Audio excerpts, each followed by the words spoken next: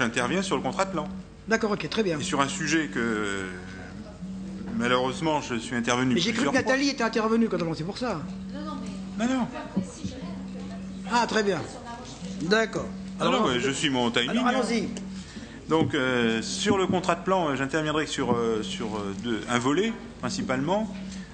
C'est la question récurrente de l'électrification de la ligne La Roche-Auxerre. D'accord. Je demande à Guy Ferrez d'être tout oui. Oui. Merci. Je laisserai répondre pour nous. Surtout qu'il connaît bien le sujet pour y avoir exposé en 2010. Donc, mais malheureusement, je pense qu'il n'a pas retenu la totalité de mes propos. Enfin, tout du moins pas le sens. À plusieurs reprises, donc, je suis intervenu ici, mais dans d'autres instances, sur ce dossier que je connais bien, puisque depuis à peu près 35 ans, avec les élus locaux, des usagers, des cheminots de toutes catégories, j'ai toujours demandé la modernisation des lignes du Morvan, mais avec une autre option que celle qui est prévue prévue en termes d'électrification. La modernisation, nous l'avons demandé par le doublement de la voie des 12 km qui manquent. Je m'explique. Cette portion de voie est importante et elle conditionne la rapidité des trains.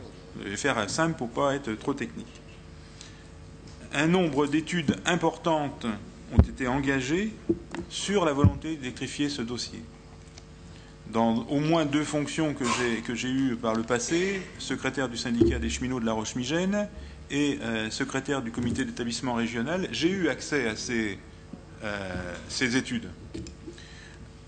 Aucune n'était pertinente sur le but d'électrification.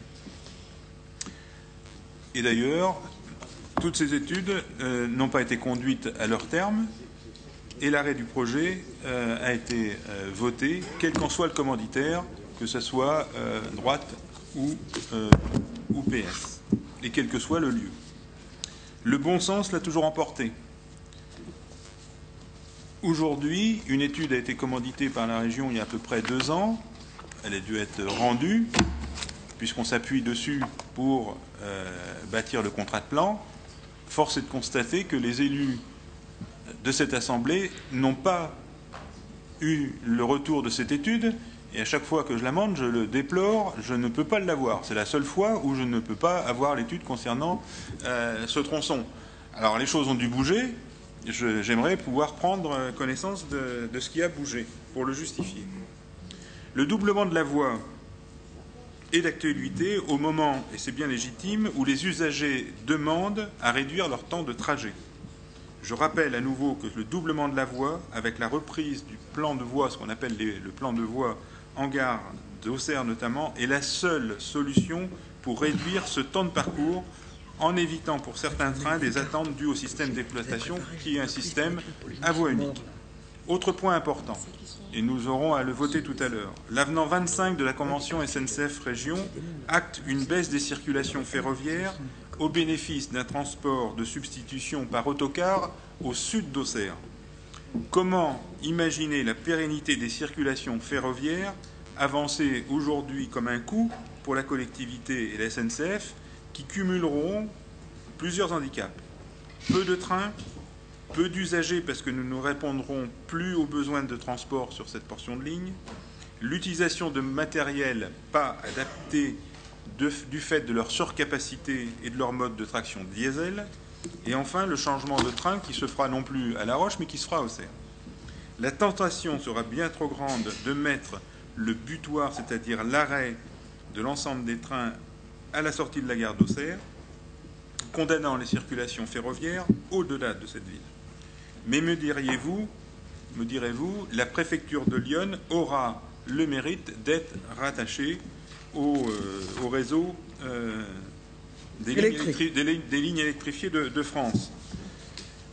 Quand même avec un investissement lourd, 23 millions pour la région, 6 millions pour l'État, je passe les virgules, 3,2 pour le CG et 5 pour l'agglo d'Auxerre. Quantité négligeable pour réseau SNCF, qui, elle, est à 0,77. Donc la responsabilité de bâtir de bâtir les voies, fût-ce même du réseau, ou de les moderniser, nous reviendra en termes de collectivité, et là, l'entreprise ne mettra pas un sou dedans. Nous rappelons que la caténaire, pour relier ce réseau électrifié, c'est l'ensemble du coût qui va être pris en compte. Nous sommes donc aux antipodes des besoins des populations locales, et je m'oppose fermement, et je mènerai les actions en conséquence, pour que cette action du contrat de plan, présentée au chapitre améliorer la performance et la sécurité des infrastructures ferroviaires existantes, n'aboutisse pas. Voilà, merci.